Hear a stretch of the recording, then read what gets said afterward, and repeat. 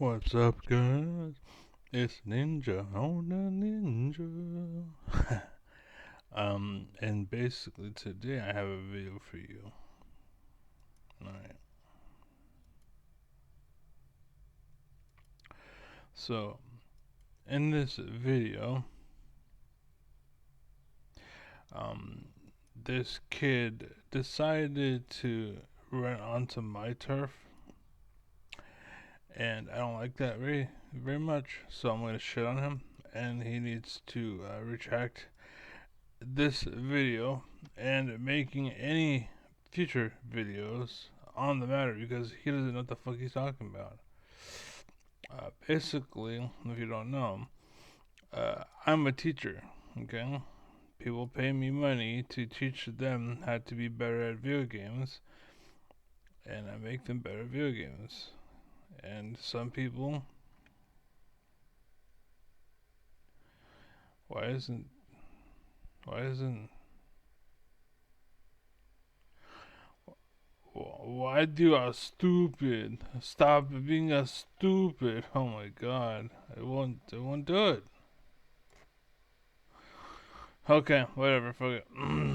Okay, so Coach Rogue, and that's why I'm pissed, because he claims to. Okay, I gotta. Okay, so his name Coach Rogue.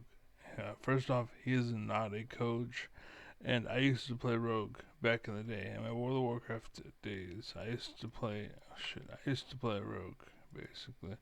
So I take offense to his name, title, all that shit. And why the fuck does it not? Really? Oh my fucking.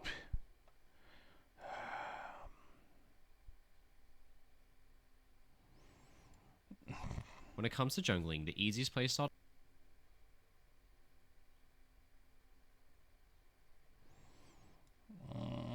Okay, well, I'm sorry. I don't know what's going on. I gotta fix that after this. I literally just wrote a script. Shit.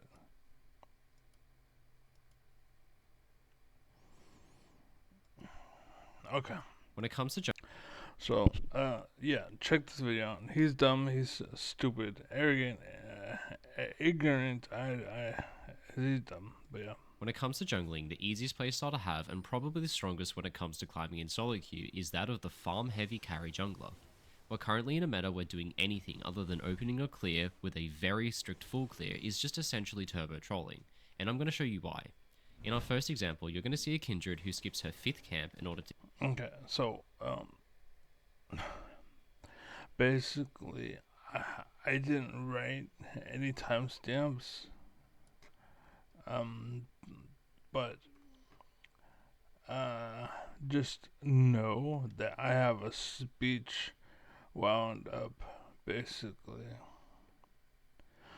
And so the first thing I want to say is if you play in NA, if you play in North America, and you're a low level North American player, this kind of standard works. This is why they want you to follow this meta because it's shitty, it's garbage, and it's trash. And basically, like, for example, there's no offense in being a math person.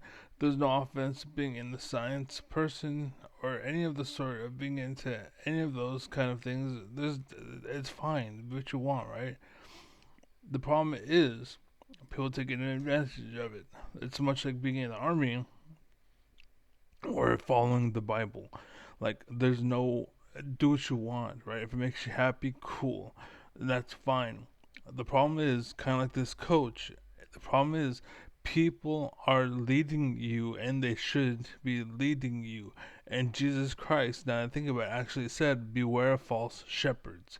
And that's what these are false shepherds, right? In the Bible, it says to learn to turn the other cheek, and it says beware of false shepherds, and that's what these are, and that's what this is. And a lot of girls today are being fucked over by these false shepherds, and this is why their lives suck, and why they're like blown out whores when they're 30, and why they're alone, but they have enough they've had as much sex as a porn star, but they're alone, and they wonder why. And this is basically what's going on, right?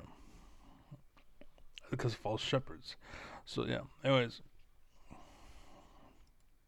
to get a kill on my bot lane, and despite the gank working and only taking 20 seconds of her time, it became the single biggest mistake of the entire game, leading to her losing every single neutral objective the entire game as a result of this one that's not true, but continue. gank.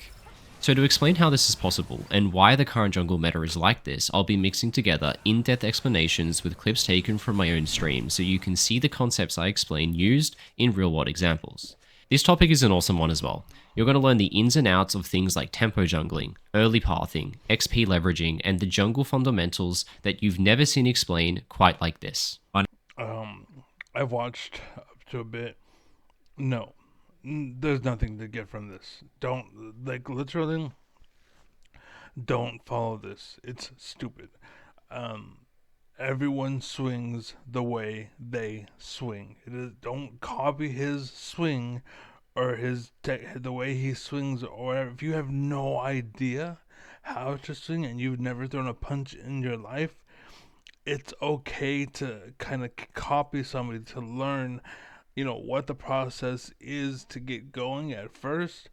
But once you actually know what you're doing, now you need to operate yourself, basically, right? And this is where false shepherds come in. Once upon a time, we lived in a world where you can be your own person. You were allowed to be an alpha. Today, you have to be a gamma, or they don't want you anymore. You have to do it according to if you know how to fight according to Muhammad Ali. They don't care. If you go to Muhammad Ali camp, I'll accept you. But if you don't go to Muhammad Ali camp, I won't accept you. Okay, but we're talking about Mike Tyson. He didn't go to Ali camp. And you're going to shut down Mike Tyson. Like, you see what I'm saying? It doesn't work. You can have your own punch. These people become legends of their own because they have their own punch. And they did what they do, or they do what they did until they became great at it. Not because they copied someone else. You can do that to learn the ropes, but once you have it, that's it. Anyways. My name's Rogue, and I played League of Legends professionally for 7 years. Now I'm a Family's garbage. full-time content creator and coach for all ranks, Iron through to Challenger. So if you want more I feel bad for anybody who's ever learned from this fucking idiot. information of what a coaching session with me will look like, you can find more information by following the link in the video description. You should never get coached by this fucking idiot. If literally this is the kind of shit he talks about, then I would never advise you to ever put yourself through this bullshit. So Now the first thing to know about optimizing your farm as a jungler is knowing what your opening clear should be. We'll talk about this subject a little later on in the video as well, but for actually, it should be the first thing you should when doing the jungle. All you need to know is that there's a jungle and you kill stuff to get stuff, to get XP, and to get money. That's it. It's like being top. There's a top lane. You go there and you kill minions and you get money. That's the basics. That's the fundamentals. Okay, that's all you should know. That's all you should know. now, just know that most of the time, you generally want to be starting your clear on either raptors or wolves instead of on one of your buffs. This is due to the respawn timer of camps. Larger camps like red and blue have a respawn timer of 5 minutes, meaning it won't be alive for your second clear of the game. All other camps though have a respawn timer of just 2 minutes and 15 seconds, so by starting on one of these smaller camps you bring forward the respawn timer of that camp for your second clear. This means that the fastest possible way to set up farm for your second clear is to just simply prioritize taking the smaller camps and then come back to the buffs later. That may be true, but what happens if you get invaded? What happens if I steal your buff? What happens if, you know what I'm saying? Like, go. And now I'm going to skip red here and move on to golems, because again, I'm worried about the speed of the sequencing of my smaller camps. Yep. So I'm not worried about speeding up the rate of my big one spawns. I'm also going to smite this small one. And you're not worried about me, obviously, so go ahead. So that it dies more quickly, in order to, again, speed up the respawn timer. Cheeky little curved Q. Nice. Now, after moving into my bot side jungle, you'll see the idea of prioritizing smaller camps continues, which will come into play later on, just you wait and see. But with this clear, you have no time. So I'm skipping blue again, prioritizing the clearing speed of the smaller camps to cause them to spawn faster on my second sequence. Now this one is very important because the timing is tight here. If you do blue first, you have to wait a long time for this Gromp to spawn. Now this is... For the record, Diana, basically, she's just made the all-in champ, right? And all-in is a word I use because a lot of the community from StarCraft 2 likes to use that word, and they know that word, and a lot of kids know that word. Kind of like understanding dimensions. You know the word. It doesn't give it validation. You just know the word, and that's it. Like, we're in fairy tale land where dragons and fairies are real, and that's why I'm using the word. But as far as actual understanding and logic, no. Anyways. This is where I spot something interesting. It's that Kindred gank we talked about earlier. Kindred gank bot killing my support Nami, which seems like a bad thing, right? Having my support die to a gank could never be good, but as you're about to see, this single moment is the catalyst for what ultimately makes Kindred fall hopelessly behind. No. So he went and showed up and he punished your bot lane and helped your bot lane.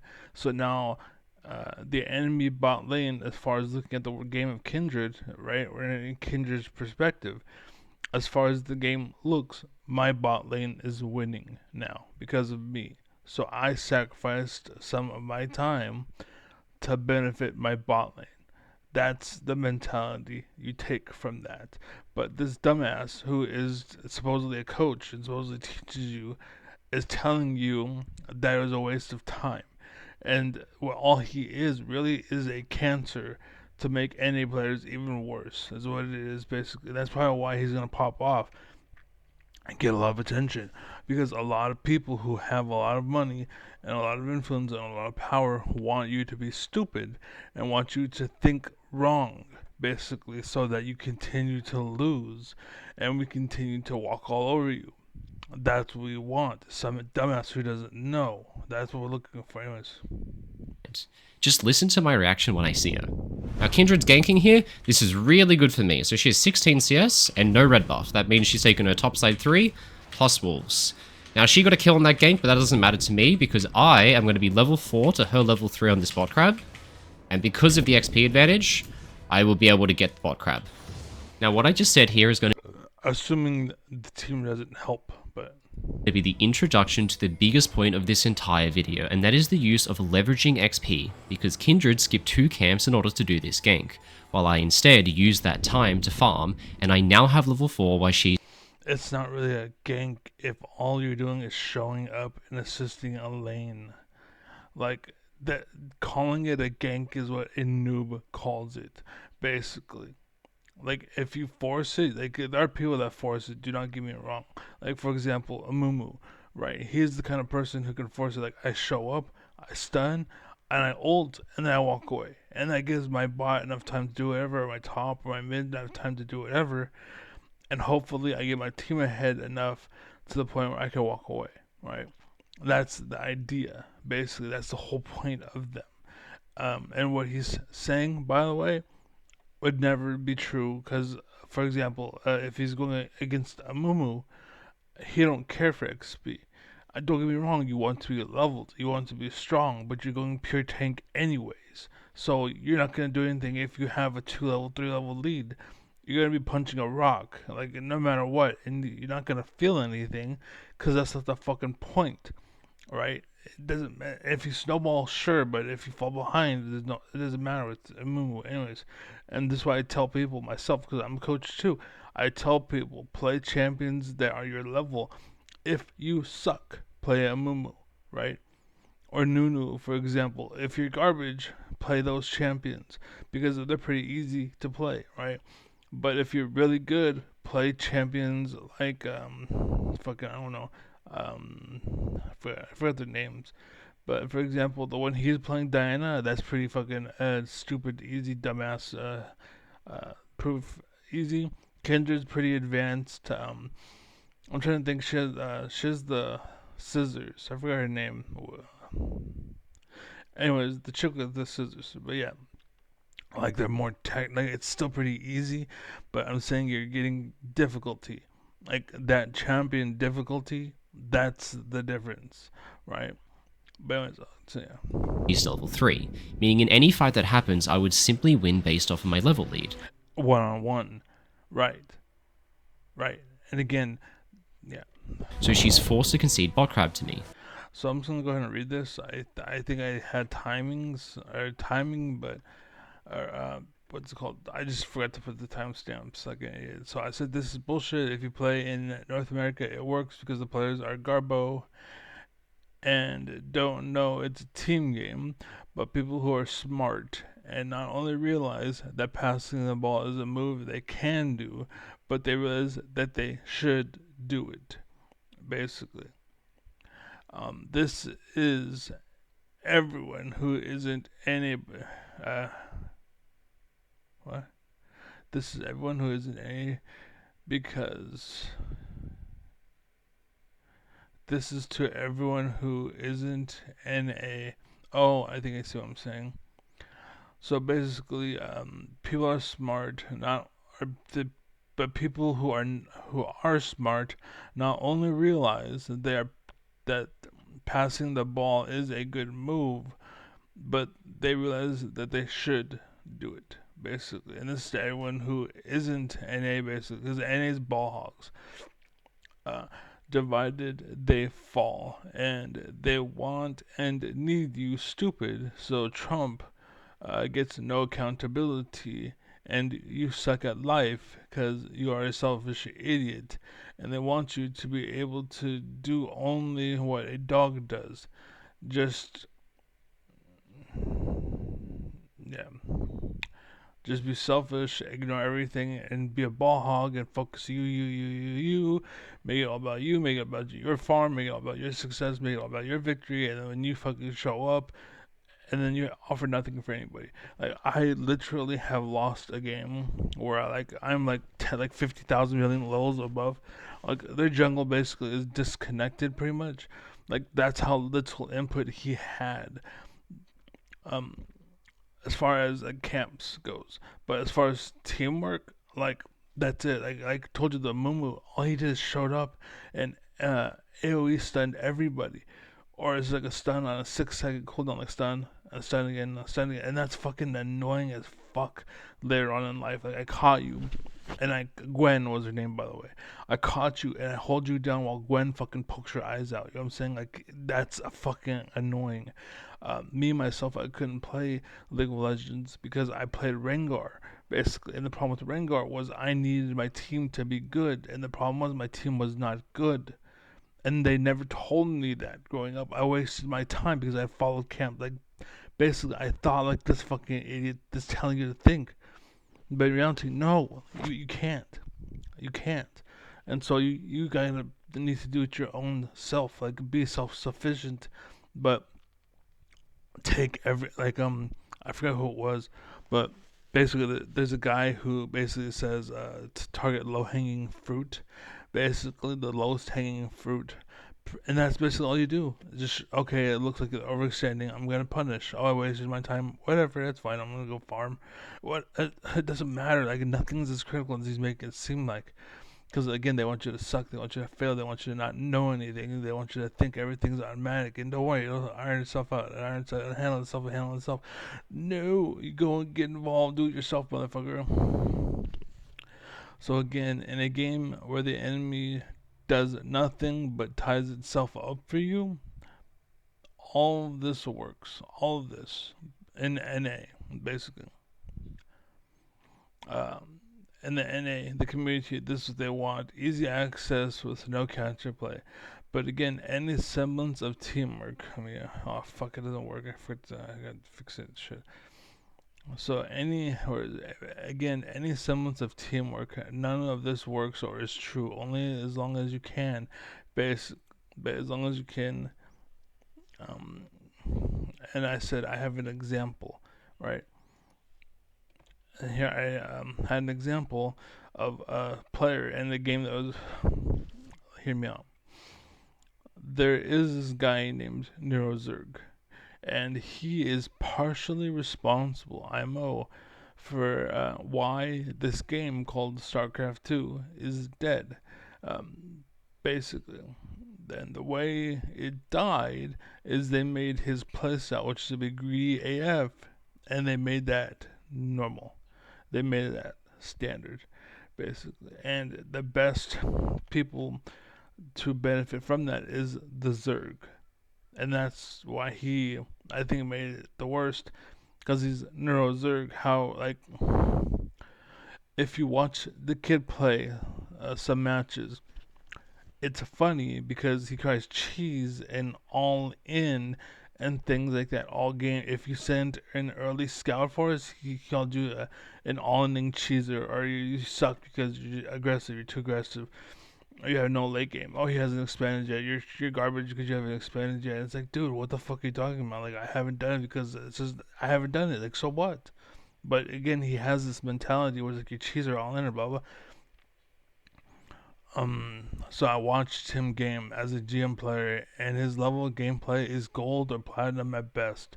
But he is a grandmaster, and it's sad because it seems the standards have fallen so hard that bad players like him are considered good today, and that is true in NASC2 at least, basically. And so the point is, he's a crybaby, and he crybabies all the fucking time. He's like, oh, well, you're aggressive, oh, you, oh, cheeser, honor, you forget it. Oh my god, you have something, and did you touch Ray me before 30 minutes? How dare you? And like, non-stop, and that seems to be what, okay, fine, like, that's what the gaming community has done. Fine, and that's what this dude's doing. That's what they're encouraging, right? It's more of the same, more just the simpleton fucking AFK, fucking like the movie Wall-E, basically. Just do standard stuff, just autopilot it, it's good to go. No one's gonna do anything, just go farm. No one, don't worry about anything. No counterplay, don't worry about it. Not gonna do anything, just go kill camps, Yeah, let your team die alone, let them die alone. You eventually will carry 100%. Fucking dumb. The game is literally sit around and do nothing all game, and have no aggression. You're not allowed to send anything. Do not touch my workers. Let me invest in my economy for like 10 minutes.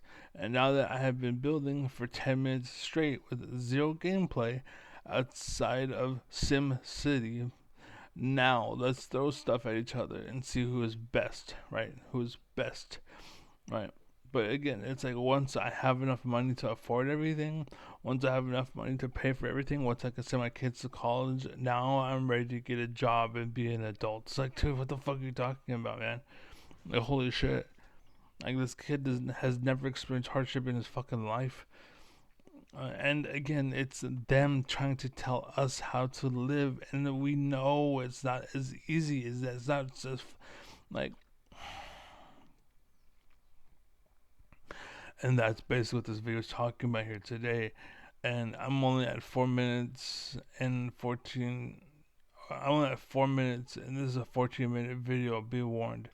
Yeah. So basically, that was it. It's just that's my Now point. this is the beginning of a permanent XP advantage you're going to see me use as a snowball for the rest of the entire game. Right, but one team fight, one situation where the odds are not in your favor and you're fucked. It's a team game. I have literally been AFK for like 5 minutes and came back and still outperformed their jungle because my team carried me. It was rare as fuck, but it happens, right? Maybe that's why I got disconnected for 5 minutes. I don't know. But when I came back, my team was fucking powerhousing a motherfucker. You know why? It's because my team was a team, and their team was a fucking selfish shitheads like you. Now I can move into the top crab. This will get me double crabs, so I'm already farming faster because of Raptor start. Now I'm No, you're not farming faster because of Raptors start. You think you are. You're dumbass. You cleared your camps. It takes just as long as for me to clear camps as it does you. In fact, it takes you a little longer because I know blue buff spawns before. Excuse me. I know that the buff.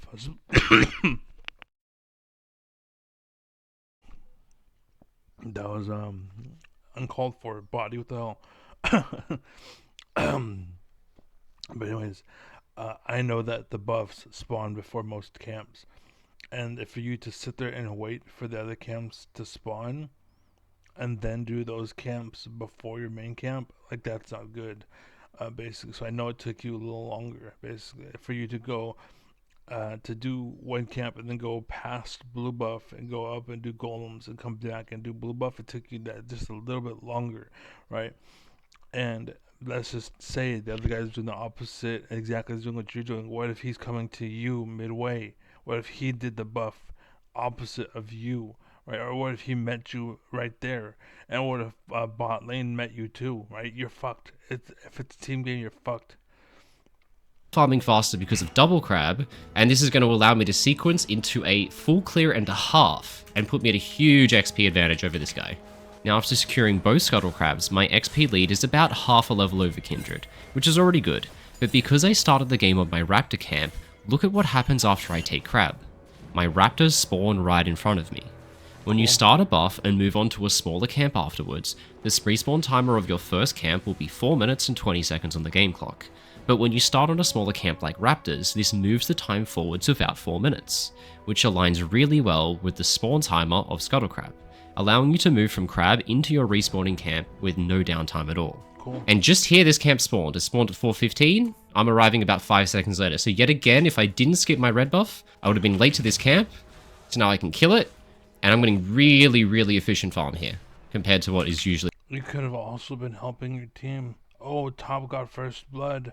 Damn, if you're helping top lane instead of worrying about the fucking crab, then you would have been there to help them. But because you're more worried about the crab than helping your team, being a selfish little douchebag, like, you don't know. Possible. You don't know. Now I pop a recall, and I'm farming way faster. See that 24 CS to 40. Huge CS lead, huge XP lead. I'm level 5, he's not quite there. Now, you may not grasp yet the reality of how truly massive this lead is. Let me break it down for you. By starting Raptor Camp, my This is why I don't fucking... first camp respawns 20 seconds faster than what Kindred's first camp does on her second clear, which means I can start clearing it sooner, and so I already have a 20-second... Oh, wow. Starting Raptor Camp, reality of how truly massive this lead is. Let me break it down for you. By starting Raptor Camp, my first camp respawns 20 seconds faster than what Kindred's first camp does. But you make it seem like those and the blue buff and those spawn at the same time. Like, that's not the case. On her second clear, which means I can start clearing it sooner, and so I already have a 20-second tempo lead over her. Secondly, Kindred skips 2 camps to get to her gank on bot lane. Luckily for her, the gank is a success, but this doesn't matter. She still spent 25 seconds not hitting jungle camps, so Right. She's helping her bot lane. we get to add that time on top as well. Next, I managed to secure both scuttle crabs, giving me a 2 camp lead and a half a level advantage that is now permanent that she can never come back from. As you can now tell, this lead is starting That's not true, 'cause she got about half a level or whatever from the team fight down below. to be pretty massive, and the choice to respond to Kindred's bot gank by just continuing to farm is going to give me You're lucky that your mid is winning, and you're lucky that your bot is winning, and you're lucky that your top is barely losing. options for plays later on into the game, as you're about to see.